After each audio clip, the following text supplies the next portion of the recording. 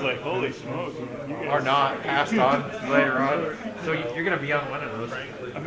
Oh, The budget committee's getting reconvened. yeah, I saw that. So he goes, oh, no. At least 2 items on it. I know, I saw that. I was sitting there and I'm like, yeah, we should throw that back to the budget committee. And I thought, that was a really nice way to say, I don't want to answer this question, I don't want to deal with this. We should Well, there's a process to it. You know, it was a surprise. Right. It's needed. I believe it's needed, right? It is needed. But there's a process. Right. And we just went, boom. Yeah, I saw that. That was like, To me, it was just boom. So Right, anyways, right. but you know, it is needed. It is Right. definitely needed. You know, we just can't have that stuff like they said it is, you know. yeah. So. Well, and I know that that's tricky. It's like, so I'm working for a credit union. Right. So IT security is like I have to think about that every day, all day. It's like, oh, by the way, we can't do that because of X, Y, and Z. Right. That opens up some. Well, we were bought by a new company, and I have a laptop, and I go out and I go get on there to do parts, whatever I do, and customer stuff.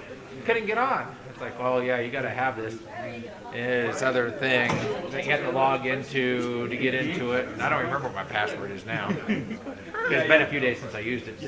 Yeah. Well, and we're the guys that have to tell you, yeah, you can't do that anymore. So. Yeah, which is fine. All right, just give me what I need. Right. How come I didn't have it on here? Thanks for coming. Just coming to make sure we don't get too big of a crowd in here. Yeah, we can sit there. Hey, Chief. How's it going? Good. How are you? How are you, sir? Hey, Chief. Hi there, how are Nice you? to see you. Is Cal coming? I believe so. He's one of those. Writing sticks? Writing sticks and cards in case you want to write down the question. We'll also have a mic around if you want to say a question. I was less as editor. So that's what that's for. All right. I've never heard less than before editor was the best friend. I've heard other lawyers you can just do that.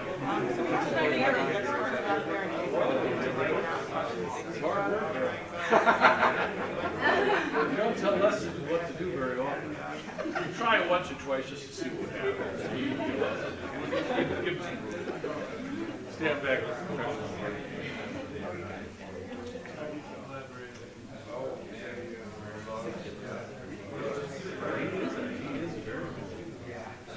Always was.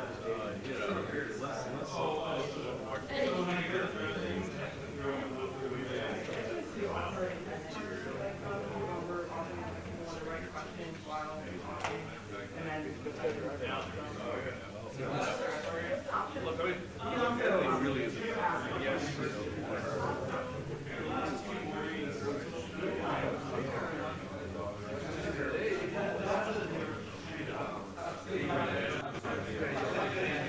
Nowhere to look.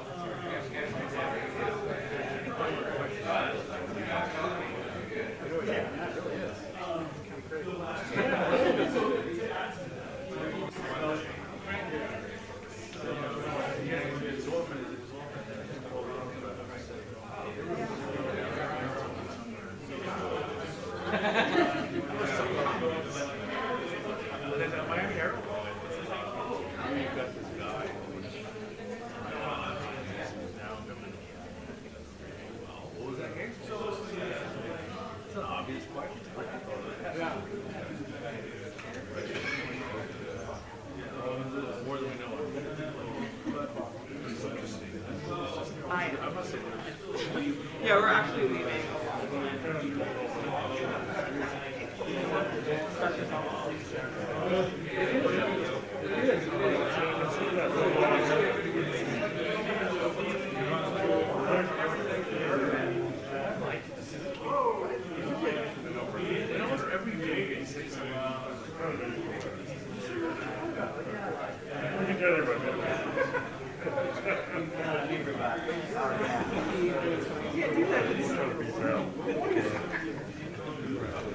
Thank you.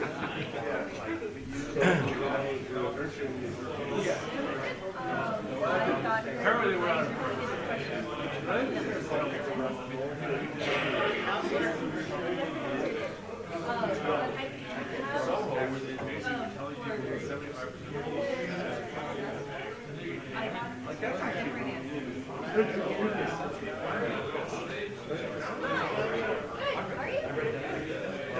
Then we would follow up with part two about the Panama. I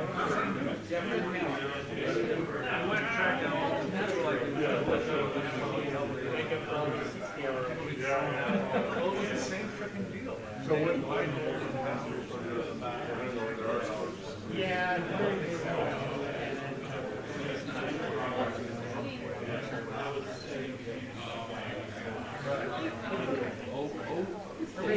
Other people are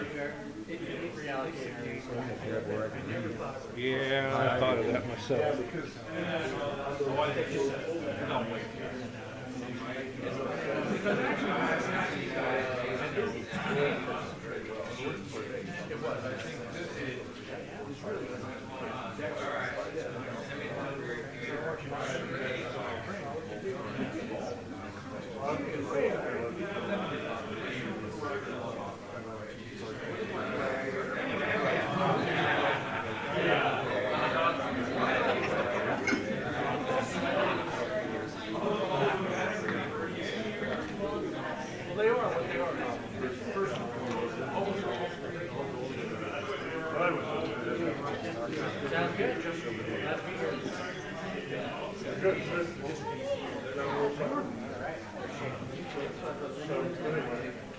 Oh yeah, so,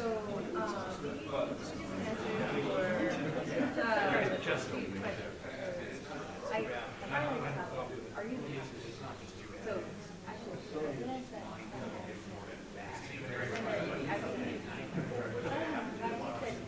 Well, I mean,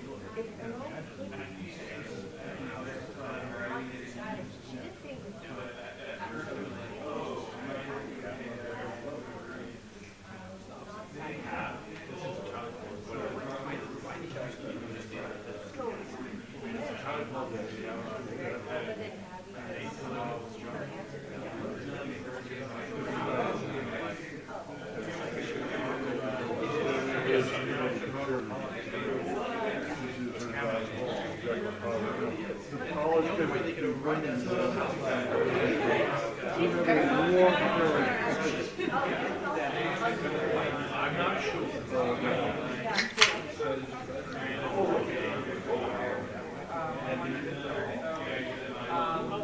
How are you?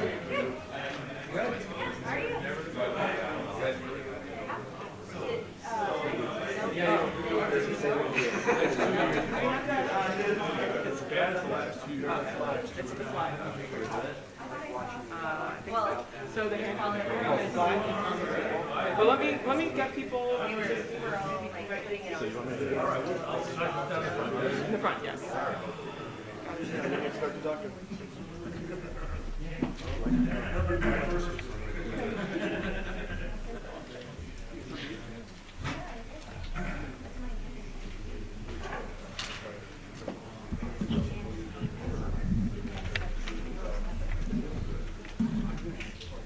Okay, if you want to get started, seated, and don't be afraid of us up here. Come on up so we don't have to yell so loud. We'll get going here in just a minute.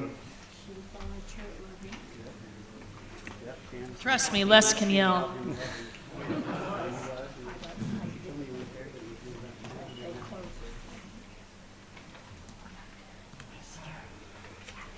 Well, let's go ahead and get started.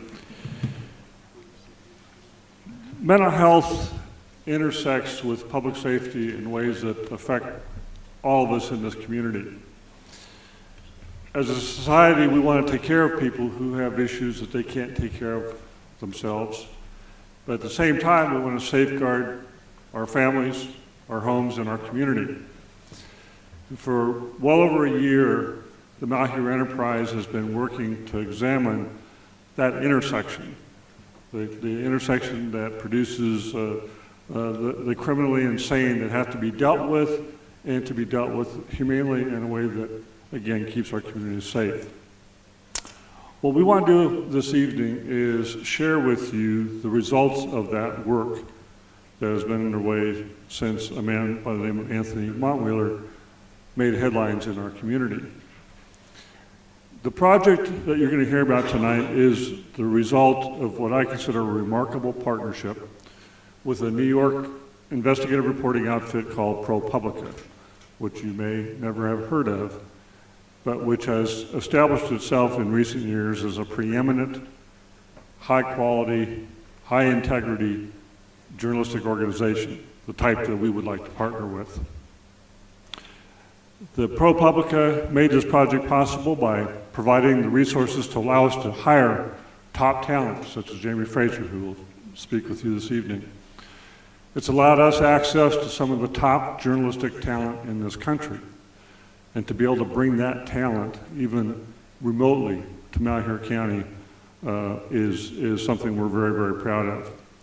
And one of the people you hear from tonight is Steve Engelberg, who's the editor-in-chief of ProPublica. I had the privilege of working with Steve in our days back at the Oregonian. And Steve is, in my book, one of the most remarkable editors at work in the country today. And so we're fortunate to have him working with us, and you all are fortunate to have him come all the way from New York to be with you this evening. So what we'd like to do tonight is have Jamie present some of the findings of her work examining the system that deals with the criminally insane in Oregon. And then we want to take your questions. And then maybe we want to hear if you have ideas about how the system ought to work better, ought to be reformed, how we can do better to take care of those who need to be taken care of, while at the same time making sure that Ontario, Nissa, Vail, the people of Brogan, and Harper can live safely in their homes and in the community. So with that, I want to thank you very much for all of you for giving up your evening. I think you'll find the presentation enlightening. And again, we really, really expect that you will be a participant and not just an observer. And we are broadcasting Facebook Live this evening, and those who are joining us via social media are invited to send in their questions, and we'll try to get to as many of those as we can this evening. So again, thank you very much, and I'm going to turn it over to Jamie Fraser and Steve Engelberg, and we'll get going.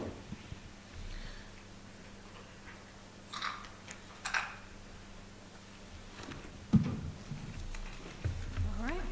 Okay. Well, thanks everyone for being here. I hope you get a chance to ask some burning questions tonight, and I hope I can answer them. Some of this is not easy to answer, which is no surprise. And I see this as just sparking the conversation that we need to have across the state of Oregon about criminal insanity and, frankly, in the country, because it's not something we've talked much about since revising our insanity defense laws in the 60s and 70s. So first I want to talk a little bit about why we started this project. We had some guiding questions throughout the course of our work. The first one is pretty basic, and it's one that the state couldn't answer after the Montwheeler case, and that is, how often do people freed by the Oregon Psychiatric Security Review Board commit new crimes once they're released from state supervision? And then we wanted to know, how does Oregon's system for managing the criminally insane compared to other states? Do we do better? Do we do worse? What could we learn from that? And then in a lot of policy, we don't always keep pace with what the experts know. You know, sometimes we don't have laws or rules or practices that match what the doctors or the academics say would provide better outcomes. And so we wanted to see, you know, what suggestions they have, and does that match with what Oregon does day to day? And then overarching all of this is this broader ethical question of, how do you balance the public safety of a community with the civil rights of people who happen to have mental illness? And we see that play out in the intersection of criminal justice and mental health every day. It's particularly acute here. And there was one more guiding question for us, and that is, could the deaths of Anita Harmon and David Bates have been prevented? They were the reason we started on this project, and we hope that whatever response comes from this community and from state leaders will keep them in mind, and their families. But I'm going to take a big step back here because there is, of course, a lot of technical terms in this field. So I just want to give a basic sense of what is the insanity defense. You know, in our culture for a long time, we've tried to show compassion to people that didn't have the capacity to understand what they were doing or control what they were doing. For centuries, we have had different safety valves on our justice system to divert people from punishment into treatment if they fell into that category. The exact definition of criminal insanity varies by state, but it's generally you either could not understand the law or you could not follow it. That is different from someone's capacity to stand trial, which is the current status of the Montwheeler case.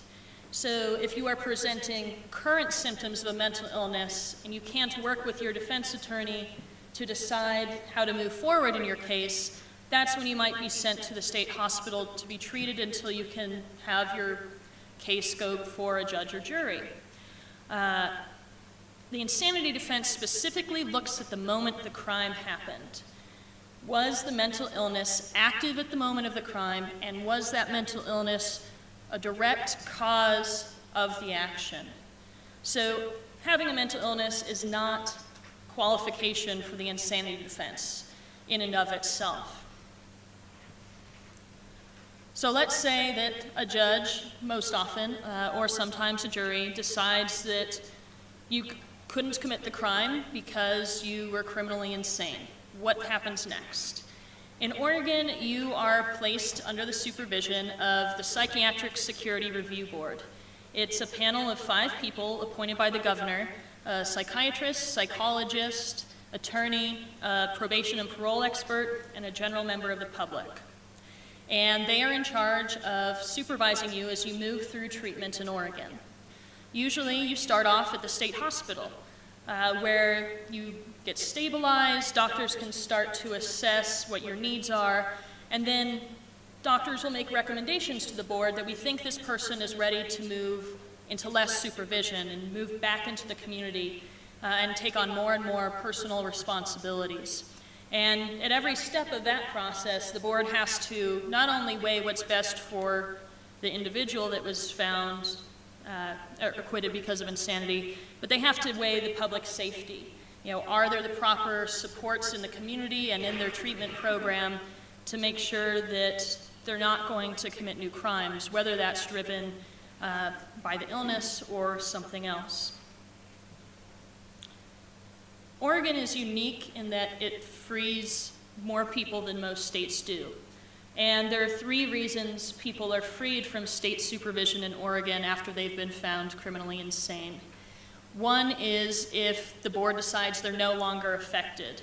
So this can happen a number of ways. It could be that your illness is one that has a short life. So for instance, postpartum depression might have been the cause, and once that's been treated and resolved, you're not affected by the illness anymore. It's safe for you to return to the community. The second is if the board determines that you're no longer dangerous. So you might have a lifelong chronic condition like schizophrenia, but the doctors and treatment teams and ultimately the board decide you have learned enough skills to be able to manage your illness appropriately and do so in the community without becoming a hazard for public safety. But most people in Oregon are freed because of a time cap. When someone is placed under the jurisdiction of the board, you are put under state supervision for a time equal to the prison sentence you would have received. So if the maximum prison sentence for the crime was 5 years, that's the maximum amount of time the state can supervise you. If it was 20 years, it's 20 years. If it's life, you could be supervised by the state for up to life, although that's rare. And so the majority of people freed from state supervision after being found criminally insane are freed because they hit that time cap, not because a doctor or the state board thinks that the person is prepared to re-enter the community. Oregon is one of only 5 states with a time cap like that. It was designed to protect the civil rights of people with mental illness. We don't generally hold on to people in prison forever just because they continue to be dangerous. We release dangerous people from prison every day. And so the time cap was designed to treat people with serious mental illness the same as we do other prisoners. So to our core questions, right? How often does the Montwheeler case happen? How often are people freed from supervision and then arrested again for new crimes? So we asked the state for the names of everyone they had freed in the last 10 years. So we took those names and we checked public court records and other documents to see how they fared. And 36% of them, or 187 people, were charged again with new crimes. A good chunk of them, 17%, were only charged with misdemeanors. Some of those are really minor: drunk in public, minor criminal trespassing, theft at a convenience store. But the felony recidivism rate was higher for people freed by the board than people leaving state prison. So people who were found criminally insane and then freed by the state committed felonies 23% of the time, compared to 16% of people who leave state prison in Oregon. Now, law enforcement and family members are usually the human victims. The cases where police officers were the targets of violence tend to be fairly minor. It's resisting arrest, it's fighting with someone in jail, but when family was involved, it was more serious. It was strangulation, sexual abuse, assault, and in some cases, murder. I should also note that we didn't focus on this group, but it became obvious in our research that there are many other people who did not commit new crimes and still struggled to re-enter the community. They struggled to find adequate care. A lot of the facilities that serve PSRB clients will only serve people who are under state supervision. So when you're released from state supervision, you have to go find another group home to live in. And there are wait lists for those in many places across the state, or those group homes focus, really narrowly on people with mental illness or really narrowly on people with substance use disorders, and they might not have the expertise or staff to manage someone with complex symptoms. Many people became homeless. Others returned to the state hospital under a civil commitment shortly after being freed by the state, and some people died. So, if we're going to spend thousands, tens of thousands of dollars a year to provide care to these people, we need to look at the outcomes across the spectrum, whether or not they end up in the criminal justice system. And so this is an area where we hope others will take a deeper dive and look. Our other core question was, how does Oregon compare to other states? And it turns out we couldn't really answer that very well because no one tracks it. We couldn't find a single state in the country that could tell you how many people freed from their criminal insanity systems commit new crimes. And we could only find 3 academic studies that had ever asked the question. Most of them were done in the 70s and 80s and don't reflect the modern systems that are in place today. But we could tell through research and talking to other states that Oregon frees people more quickly than most places. Some of it's baked into the law with things like the time cap, where people have to be freed, and some of it's in the culture of Oregon, in taking this progressive, compassionate approach that differs from other states. And because of that compassionate approach, more people using insanity defense in Oregon than most states. The closest comparison for us is Connecticut. They have a professional board just like us, and they have 20 people they are currently supervising. In Oregon, there are more than 500 people under supervision. And the theory I heard from lawyers is that it's easier to convince someone to go to the state hospital instead of prison if you know you'll get out.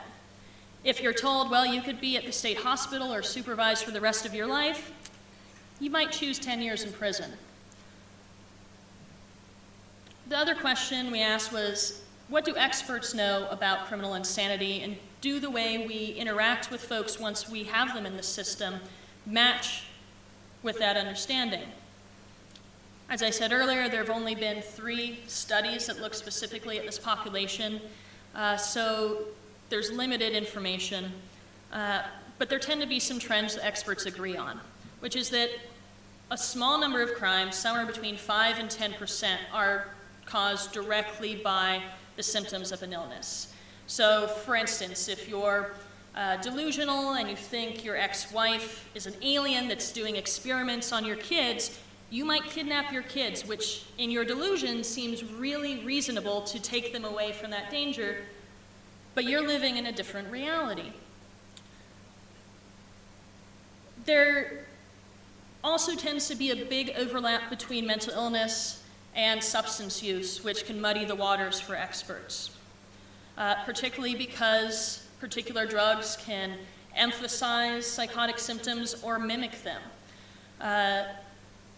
You can have psychotic symptoms from meth use months after you've stopped using. And so it becomes really tricky for doctors to figure out what was driving the bad behavior. Was it the illness? Was it drug use? Was it other factors? And then it becomes a chicken and egg question too. You know, the best predictors of future violence and future crime is not mental illness. Studies have shown again and again that mental illness is not good at predicting who's going to commit new crime. It's things like, do they have housing? Are they socially isolated? Do they display criminal thinking and see crime as a way to get what they need? But do people become isolated because of mental illness? Or does it work in reverse? And that's the tricky nexus that the criminal justice and mental health systems have to figure out working with this population. And Oregon's criminal insanity system, like most states, focuses on the mental health treatment component because it's based on the idea that it's the mental illness that caused the crime, so if we treat the mental illness, there is no more crime. But we know for the vast majority of people it's more complex than that.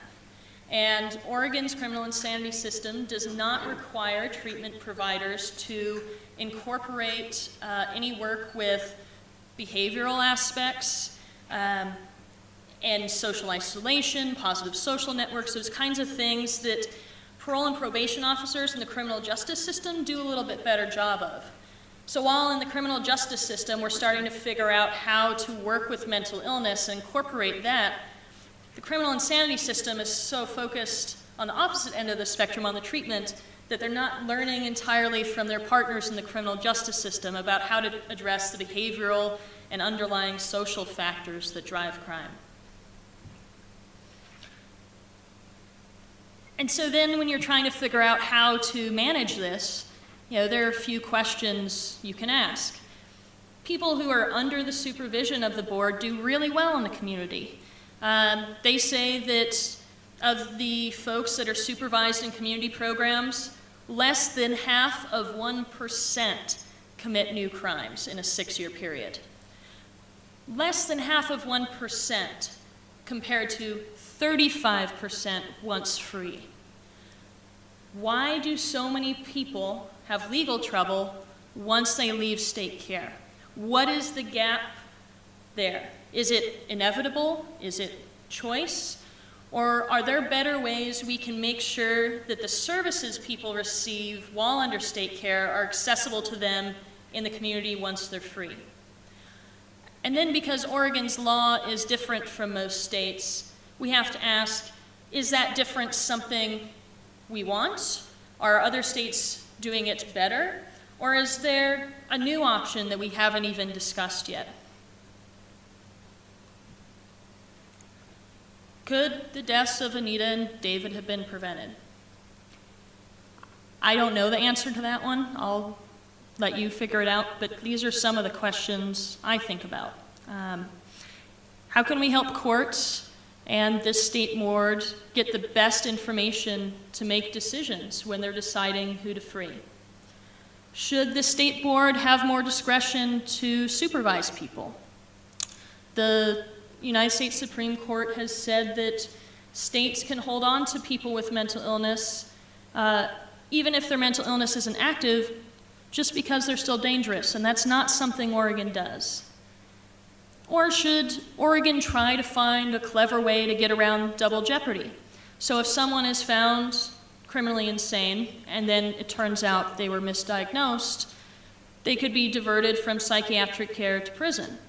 Right now, that's not possible because you've been acquitted of a crime. You can't be tried for the same crime twice, and so you're free. Are there ways we can better give warning to friends and family when someone is freed?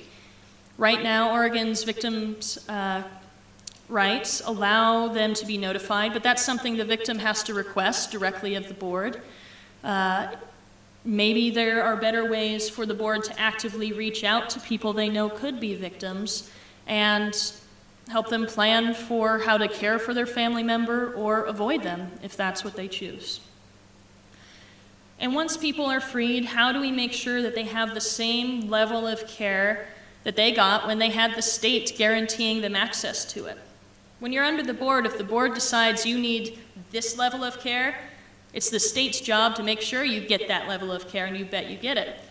But when you're on your own managing a mental illness, homelessness, substance use, behavioral problems, and this package of issues, do you personally have the resources to navigate all those systems and make sure you get the appropriate level of care if it's even available? So that's the core findings. I'm sure you all have some questions, and these guys do as well.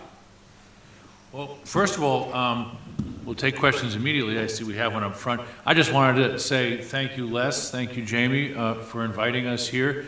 The program that they're part of is something we call the Local Reporting Network. We have had a generous donor at ProPublica give us some money to try to improve local reporting, which is, financially under a lot of stress. A lot of newspapers are cutting back the number of reporters they have or even closing.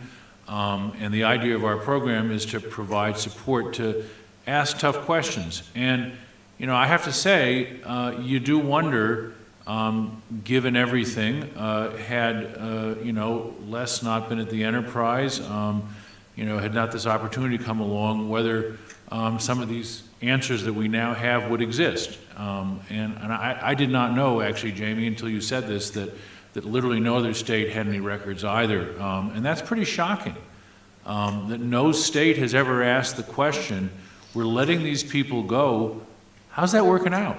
And I think as a citizen, as a taxpayer, you're entitled to at least ask that, have that question answered. But I could go on. So let me go ahead and let our first questioner come right in.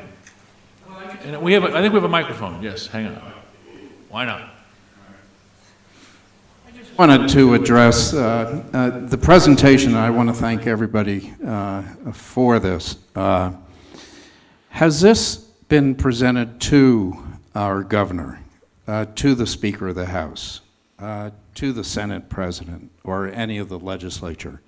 Or is this the beginning of a project that really is getting at the grassroots of this problem and is suggesting that the community really step up and communicate with these people?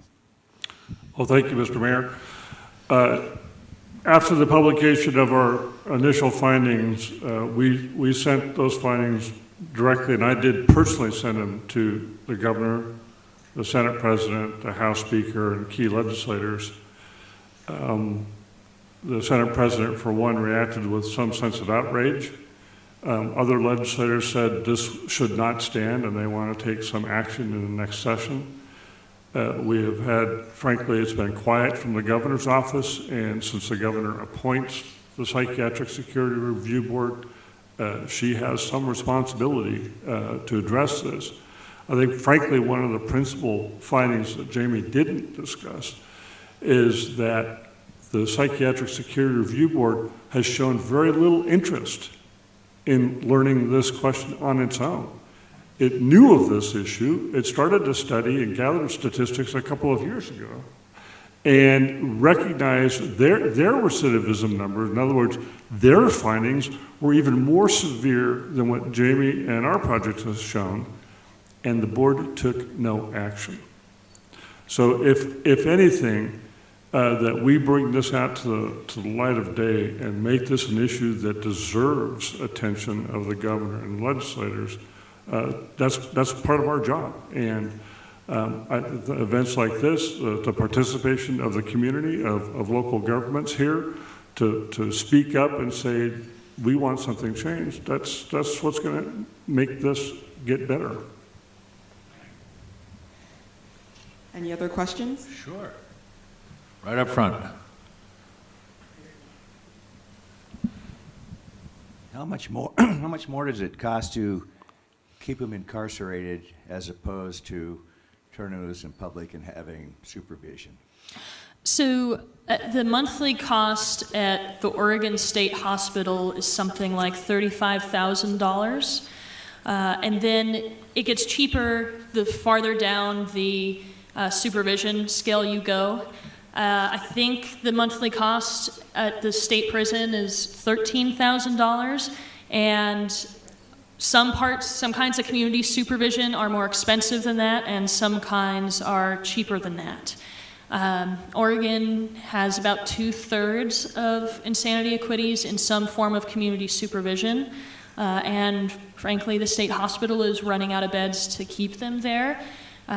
Partly because they're seeing a lot of mental illness in the courts. And not all of those end up being long-term insanity clients, but in general, parts of the supervision can be more expensive, but the goal is to move them into those higher independent levels of living where it's cheaper. And it gets a little complicated when you factor in Medicaid. The state just did a big study on who qualified for certain levels of psychiatric care on Medicaid and told hundreds of people across the state that you are in too high of a level of care, despite what your doctor says. We're not going to pay for it with state Medicaid dollars anymore. And so they removed lower levels of care, sometimes with tragic consequences. That reporting was done by the Oregonian. And so you wonder, what effect that had in this system as well. Well, and if I may add, Riley, there's also the cost to the victims, right? If we don't manage this in some fashion in a better way to reduce the victimization, there is that cost. And I would venture to say that the Bates family and the Harmon family says the price is too high. Well, and if someone is stable in the community on a low level of state supervision, like intensive case management or supportive housing, which can be $2,000 or $3,000 a month.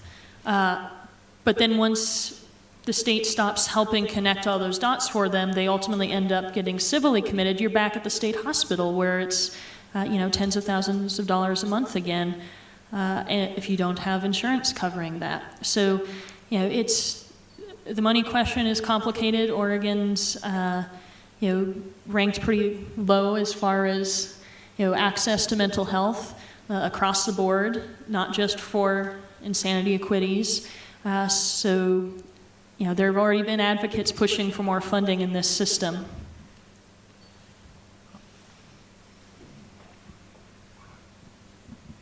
Where is the closest mental health facility nearest us in Oregon? So that serves PSRB clients or across the board? Let's say our police chief arrests somebody that's mentally ill. How do we take care of it here in this area? Where does that have to go? So Lifeways is contracted with the county to provide those services. Lifeways used to operate a group home in the county for PSRB clients, but they switched that program over to non-PSRB clients, I believe, in the last year. What if this patient needs hospital care? They end up going to the other side of the state almost always. And that's another challenge people face, is that sometimes the facilities that can provide the kind of care they need are far from the social networks, the family, the friends that provide the basis of a long-term recovery. I saw that in one case of a man named Sean who, is doing really well in a Salem group home, but his mom had to drive up the coast 4 hours once a month to come visit him. And, it made it difficult for him to establish, a positive social network in the community where he was ultimately freed. And then he ultimately couldn't find a group home once freed because his behavioral issues were too complex for the private treatment centers that were available in his community. So we've got the Ontario Police Chief with us, Cal Coons. Cal, would you like to maybe take a run at Councilman Coons' question? Certainly. I thought you might. I never turn up a chance to talk. Yeah. So, I agree completely with what you say. When I first got here, it's almost 3 years now, I was told by everybody that we were kind of the forgotten island of the state as far as resources. And since I've been here, I've seen that for myself, that unfortunately the needs on this side of the state are lacking. As you said, there's not a facility, there's not a place to bring these people. There's different steps, but they have to go west, and there's some different depending on the levels of treatment they need. But for actual lockdown facilities, they end up on that side of the state. So that's a huge challenge we have over here. And it all comes down to funding and dollars and the ability to have those resources here.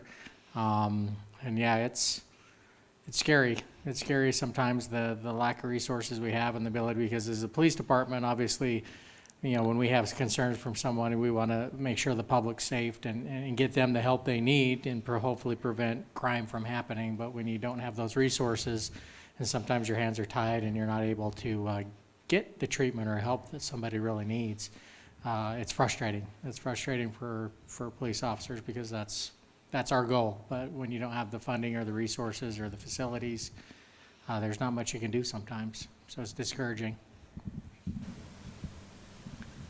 Jamie, I'd like to ask a question. You've been Sure. doing a lot of research and talking to a lot of people. Have you seen a state that does it in what seems to be a sort of more, informed or intelligent way? What have you seen in your research that seems to answer some of these questions? Unfortunately not. Most states point to Oregon as kind of the gold standard. A lot of states still keep people in supervision for life, a lot of times in locked facilities for life. We see every day that states are spending a lot of money on criminal justice reinvestment to reduce recidivism or better address mental health issues in courts. And while there's a lot of money being poured into the court side of things, there's not as much being poured into the criminal insanity side of things. So no, there's not, unless your answer to the kind of ethical question is that you lock people up forever or you get rid of the insanity defense entirely. There are 4 states without an insanity defense. One of them is Idaho. Some states have a version of the insanity defense called guilty but mentally ill, where you still are convicted, but you go to the state hospital, and once you're stabilized, they send you to prison to finish your term. The challenge there is that for people with serious illness, prison is a really bad place to be. It triggers your symptoms. The jail officers don't often have training to work with people with serious needs, and so they disproportionately end up in solitary confinement, and then ultimately can be released sometimes in worse condition than they walked in.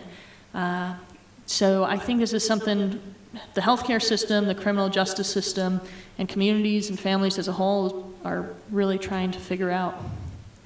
We have another audience question. Hello. So I'm curious, with Oregon having 500, the current people, do you think that the push for the release is because of the workload? Like, they just kind of push them out because there's so many and they're just drowning in the load? You know, it could be, but I didn't dig into that in my reporting. The board is independent from the healthcare system, and so you'll see doctors make recommendations, but the board can turn them down. And ultimately, the board is supposed to be the last stop, and public safety is supposed to be one of their guiding decisions. You know, there was some discussion in emails we received about the state hospital wanting to discharge people that had questionable or borderline diagnoses. I haven't done a lot of follow-up on that to figure out, you know, how many cases that was, if that was driven by financial needs.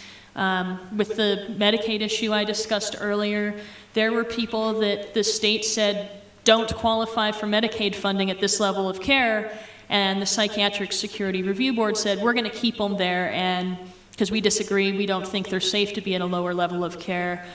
So the state had to come up with funding from somewhere else to keep them there. You know, but that could easily be a pressure. It's really expensive to provide this intensive kind of wraparound services. And there are some folks in the criminal justice world who say this kind of care should be available to everyone with mental illness who ends up in jail, which is the majority of folks in jail. And we don't do that. We only provide it to people that ultimately plead insane. We don't pour the same kinds of resources into the regular criminal justice system. So money usually is an issue in any policy decision. So when you say the board, does this board, is it, and you said that there's seven people, or is it like you have some that are doctors or anything, or is it a cumulative, like there's 5 or 6 doctors, or is it being like 7 people that see all 500 of these people and make the decision for all 500? So the way it works is the day-to-day care of people is managed by treatment programs. That's either the Oregon State Hospital or private community treatment programs that receive state funding. And they're the ones that decide on a day-to-day basis how to care for people. And when those doctors think someone is ready for a lower level of care, they make a recommendation to this state panel. 5 people. It's a psychiatrist, psychologist, attorney, a parole probation officer, and 1 general member of the public. They usually meet 3 people at a time. And so they take all of these recommendations from treatment teams or requests from the patient themselves to be moved into lower care or freed.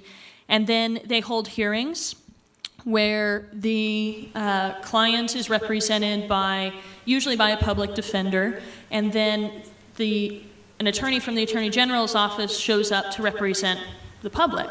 And both sides present evidence on why or why not the person should be moved to a different level of care, and then the board deliberates in private and decides whether to approve it or not. So yeah, this panel oversees everyone. In most states, there is not a panel. There's only 3 states with one. In most states, the judge that sent someone to the state hospital is the judge that decides whether to free them from supervision or not. The criticism of that is that judges might have more political pressure to keep people supervised longer. And there also can be big variations in how judges handle cases. And the argument for a panel is that you have experts like doctors and parole officers making decisions, and they don't have the same kinds of political pressures as judges. Did that explain it? Okay, good. Over the 10 years that you looked at, have you seen any kind of trend of crimes of those released going up? Not really. It's pretty flat. We tended to look at a 3-year rate, so did someone commit a crime within 3 years of being freed, which is how the state tracks recidivism of people freed from prison. And it's the standard used across most academic studies. And so if comparing each of those 3-year cohorts, there's not a whole lot to compare across. It's pretty flat. It's from what I could tell, but that's not. I'm going to write that down actually, because I don't know. It's a good question. It is a good question. If it's going up, there's an issue. If it's going down, then we're doing something right somewhere. We maybe just don't know what it is. Well, the reason I ask is with Oregon changing their drug laws on the crimes with heroin and meth and down to a misdemeanor, is it drawing others from other states to come over this area that might have an issue? Mm-hmm. Back to whether the doctors can tell if it's meth use or you have a mental issue, and are we going to see an increase? I would want to check with my numbers, but I think I have seen more people freed as no longer affected. I don't know if that's people coming from out of state. That might just be because meth use is growing across the board, and that's kind of the big one. Heroin usually doesn't cause psychotic symptoms, whereas meth does. The other piece of that no longer affected discharge is that up until 2005, substance use disorder qualified for the insanity defense. And in 2005, the Oregon Court of Appeals said, no, it doesn't, if it was a voluntary use of the drug. So, there were a bump of discharges of people who were already in state care, in the years that followed 2005, who didn't have any other diagnosis than substance use disorder. So that might just be why there was a spike in that group.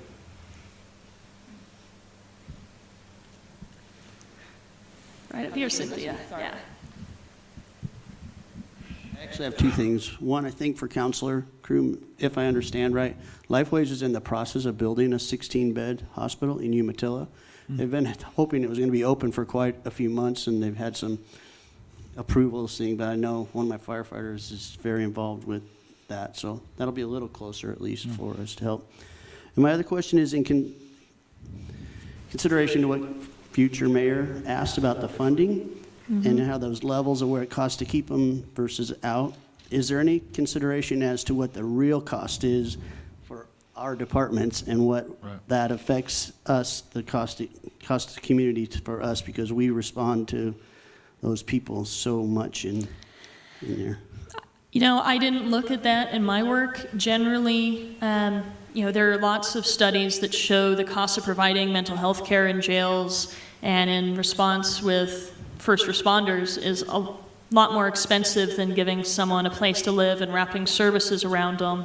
And that's why there is increased federal funding for things like permanent supportive housing. But most of that funding coming from the feds has been concentrated in urban areas and doesn't reach a lot of rural areas.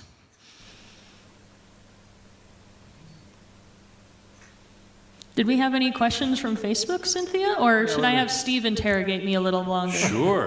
Well, we had one question from online. Sure, so let's I'll do read it. This is from Richard. I wonder why the mental health system does not develop biomarkers for insanity and end the practice of medicine and guesswork to have a more scientific method of treating mental health problems.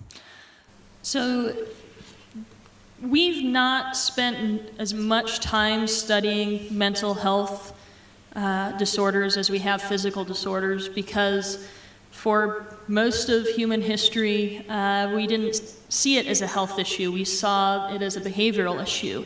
And so we have a lot of work to do in the academic world to try to understand what causes mental illness and how it works. We understand some mental illnesses better than others, and that affects the kinds of treatment we can do, the accuracy of diagnoses. A lot of times, doctors are relying on self-reported symptoms. And so, for instance, when they're making a diagnosis for an insanity defense, many of the people that these psychiatrists are seeing don't have health records. They maybe haven't accessed services in the past, or they're incomplete. And so they have limited information to make a decision on.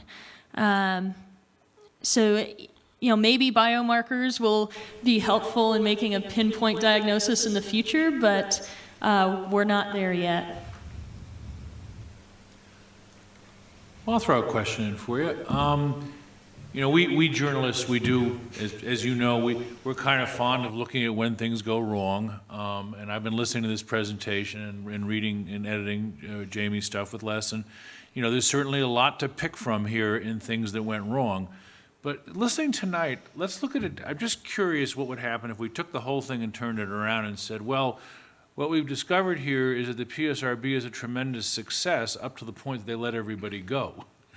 I mean, 0.46% seems amazing to me. So talk a little bit about, if we were to look at this from the other side of the telescope, what are they doing right? Because they must be doing something right. Yeah, and I think, you know, what you could take away from that contrast is that when people have access to services that doctors say, you know, are the appropriate level of care for them, they do really well. You know, how much of this gap is a result of people being freed and deciding not to access those services versus those services not being available or them not having someone to help connect the dots or pay for it? I think that's the big policy question to answer. To talk about, you know, a success story, you know, one person I talked to was a young man named Ben in Salem. And a lot of chronic mental illnesses develop in your late teens and early 20s, you know, when you're already dealing with a lot of hormones and life changes, and so it can be tricky to diagnose and understand what's causing it. But he started to develop schizophrenia and was hearing voices that he thought were aliens and that he had been chosen by them, and they threatened to destroy the earth and torture his family if he didn't walk around the exterior border of the United States. And when he couldn't do that, he was so afraid of what would happen to his family and friends, you know, they gave him another option: you can kill yourself. And so he went up in his family attic and started a fire and tried to burn himself alive. And he was found criminally insane in an arson case. He survived, his family survived. He came into the state hospital under the PSRB's care, and after a few years of, you know, medication and learning about his illness and how to manage it, he's living in Salem independently on his own with help from a case manager.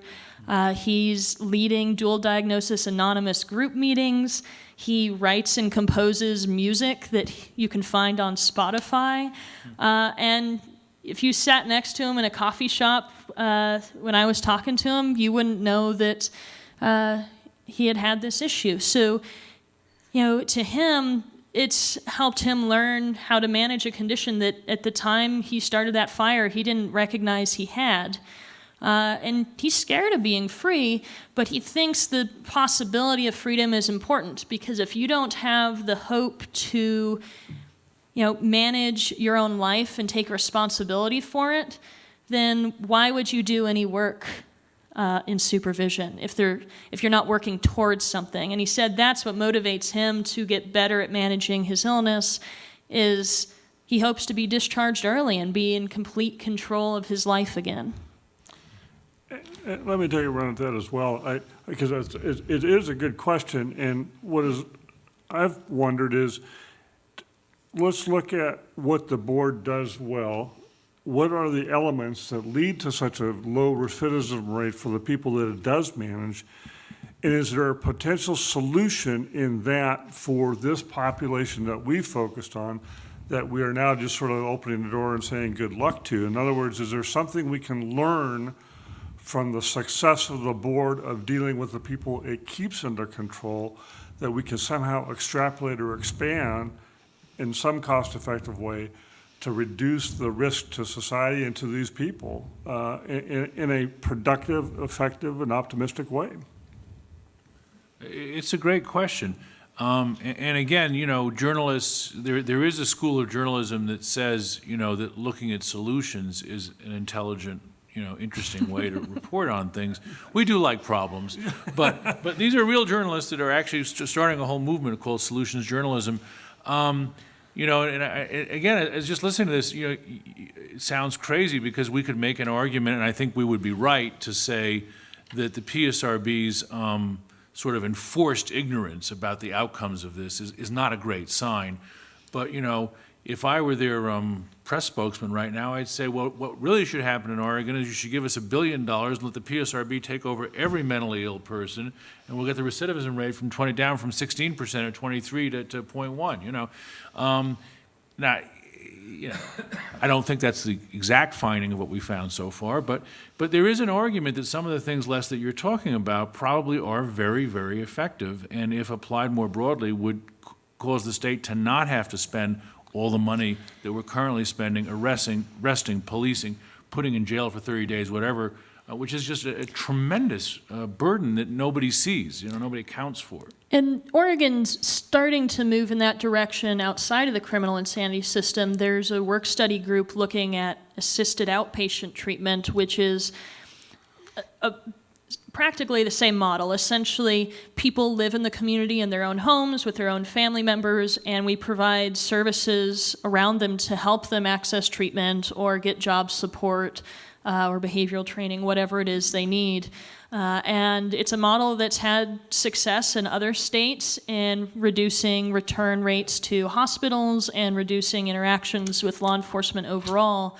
But that conversation has been separated from the folks leaving the insanity defense system. But you know, it's something you might do some research on, and when you write into state leaders, if you so choose to, you might ask them to take a hard look at that interim study that they should be presented with here in a month or so.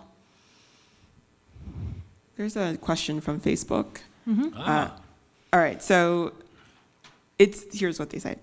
It is easier to self-commit from emergency care for mental health patients in the state of Idaho than it is in Oregon. So it's easier to self-commit from emergency care in Idaho. Do you think that ease of access to seek your own treatment makes an impact on the patients here in Oregon? Yeah, so something I heard from doctors at the state hospital and from the PSRB is they think that, you know, we wait too long to intervene, and so things escalate to the point that you end up with an insanity defense. Oregon has a really high bar for any kind of commitment, whether it's self-commitment or someone else, like your family member or someone in the community recommends it. You have to prove to a judge that the person is an immediate risk of harming themselves or others. Likely risk, possible risk, not enough. And it has to be immediate, like you're going to walk out the door and harm yourself or someone very quickly. Some counties have more expertise in arguing those cases and getting people into care than others, and it's a high bar to meet, and a lot of states don't set the bar that high. The flip side is, of course, the civil rights issue. You know, does someone have the right to not be in treatment? If they want to not be in treatment, should their family member have a right to put them in a locked facility?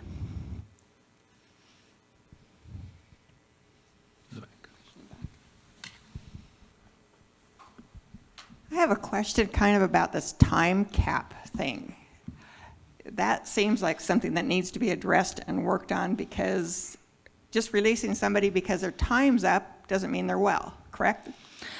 Yeah, and theoretically, when people leave the PSRB's jurisdiction, the treatment provider is supposed to develop a discharge plan for them. So the doctors that they're working with say, okay, this is where you're going to live. These are going to be your new doctors. You know, what is your plan for living? You know, most states say that's not good enough, that, you know, we're only going to do that once you've demonstrated you can live on your own. So, you know, that's a question. I know Senator Peter Courtney, who, you know, has been a champion of mental health care reforms, has suggested that that's something the legislature should look at, and whether Oregon should continue to supervise people until they've proven that they're not dangerous and they can manage their illness.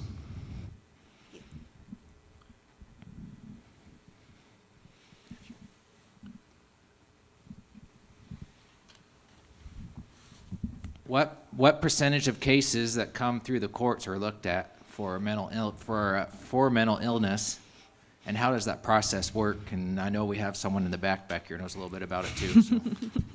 Yeah, maybe the district attorney would like to answer that question. Generally speaking, the insanity defense has to be requested by the defense attorney and by the client. Sometimes the prosecutors will, agree right away. Most people that are found guilty except for insanity are the result of a plea deal or a bench trial. Very few of these cases go to trial. And so usually, because it's a plea deal or a bench trial, there's some kind of understanding from both sides that the person needs more help. In general, we see the number of people being assessed for capacity to stand trial going up. On any given day, about 2/3 of the people at the state hospital are there because they're involved in a criminal case and their mental illness is so active that they can't understand the proceedings. Those folks usually only stay for 30 days and get stable and then go back to jail to face the rest of their case, and only a small percentage of them seek the insanity defense. But we see more and more people going to the state hospital for treatment involved in criminal cases.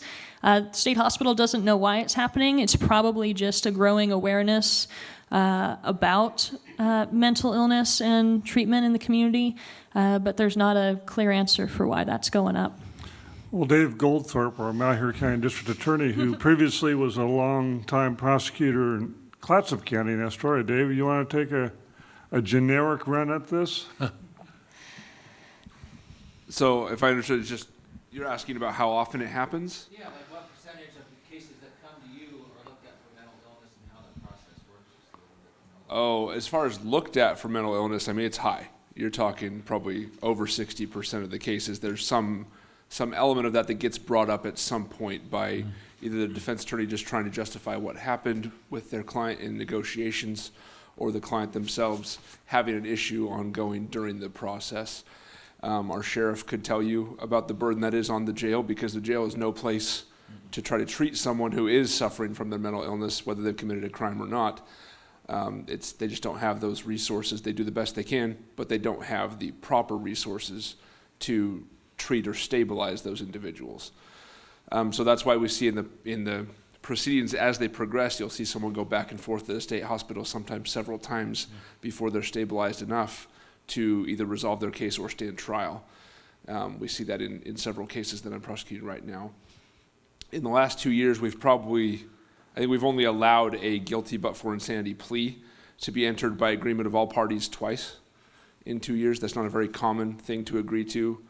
As a prosecutor, I hold my personal bar pretty high as to what's going to convince me that the person truly only committed the crime because of their mental illness. That's not an automatic pass for me. But there are times where you can look at it and say, yes, this person was obviously, for lack of a better term, out of their mind at the time they did this. They weren't even making sense. Things like that can come into play. But just using it as an excuse isn't enough. We have several defendants right now that have put my office on notice of their intent to seek that defense. However, they haven't actually gone through that whole process yet to do so. When you do that, you can do a contested trial in front of the judge. They can choose to waive their jury or not, so a jury can make that ultimate decision. Usually in those situations, the defense will waive their right to a jury and let a judge make that decision. They can be found guilty except for insanity. They can be found not guilty except for insanity, and they can just be found straight not guilty. Those are the options when they take that stance at trial. It doesn't, and like I said, I've never done one of those trials because no one's ever pushed it that far.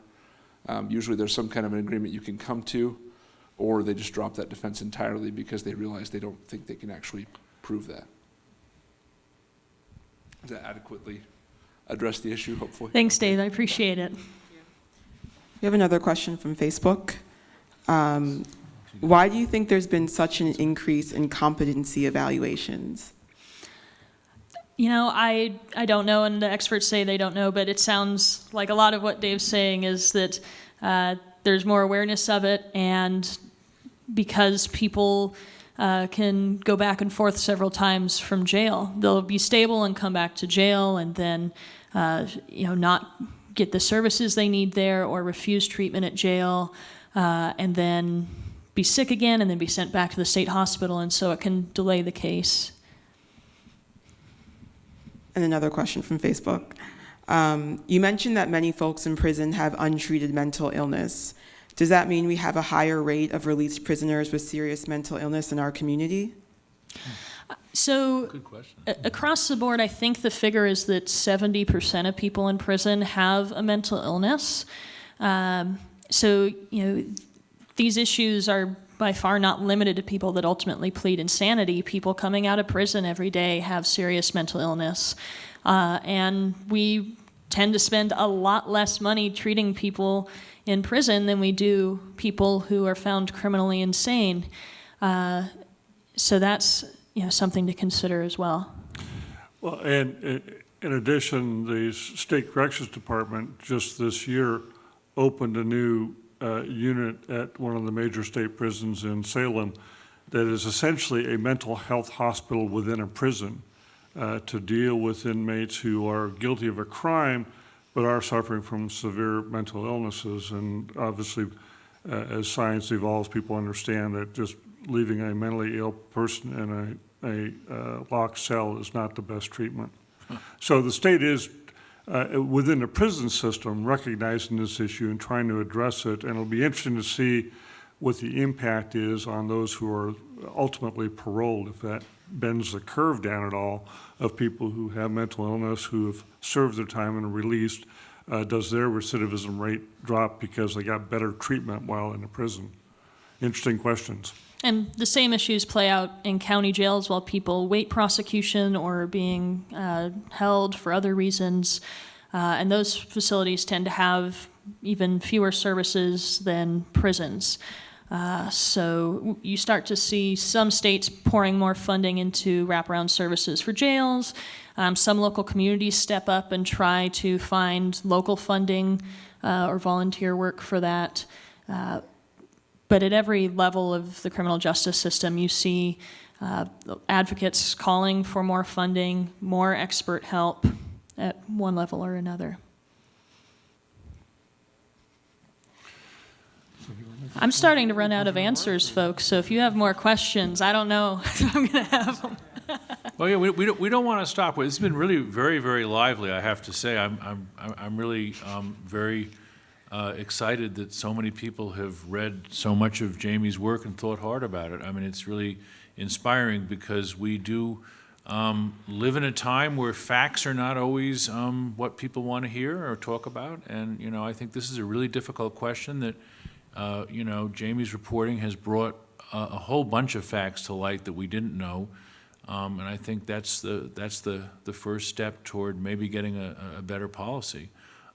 So thank you, Jamie, for really a lot of hard work this year. I'm paid to do it. Thanks, Steve. Well, and on that point, I just do want to underscore that the Malheur Enterprise and ProPublica, that we don't undertake these sorts of projects just because we want to do a project. I mean, we're really concerned about trying to help our community deal with threats to its safety or its prosperity or just the livelihood. And we take our responsibility to this community quite seriously, and that's why we work so hard to bring in these kind of resources. Now it is in some ways up to you if you want to see a change in this. And I believe on the sheet we've given you some addresses and key public officials in Salem that need to hear from you. I mean, if all you say to them is, we're aware there's an issue, we want you to act, that's a powerful message to come from Malheur County. I can guarantee you that the governor's office, while they didn't react to this series yet, is well aware of the issues and the trauma that this community has endured. And to hear from you folks, the people who live here day in and day out, will register. And so if you have any motivation or interest in seeing something change or asking that something get changed, I really encourage you to get your pencil out or get out an email and talk to those folks in Salem. And, Senator Cliff Bentz and Representative Lynn Finley are also good conduits. You know, Cliff in particular is very well respected, highly regarded in Salem. And if Cliff decides that enough of this community wants something to change, you all know Cliff can make things happen even though he's in the minority party. So with that, I want to give a great, tremendous public round of applause to Jamie for her incredible diligence on this work.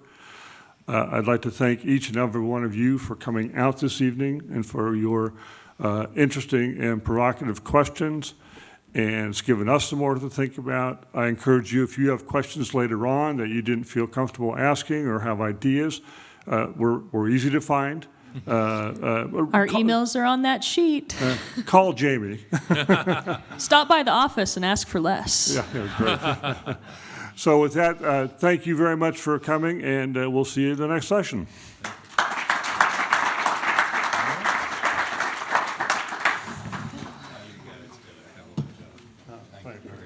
Yeah, didn't they? It's Good job, really, Jerry. it's hard work. Thanks, Les. It's you know what she's been doing. This is no shortcuts. No, you got to pull every file. You got to read every case. Not at all. No. No, thanks for kicking this off with This is great. Yeah, we'll get a group together, especially on the veteran side, to at least email, send questions.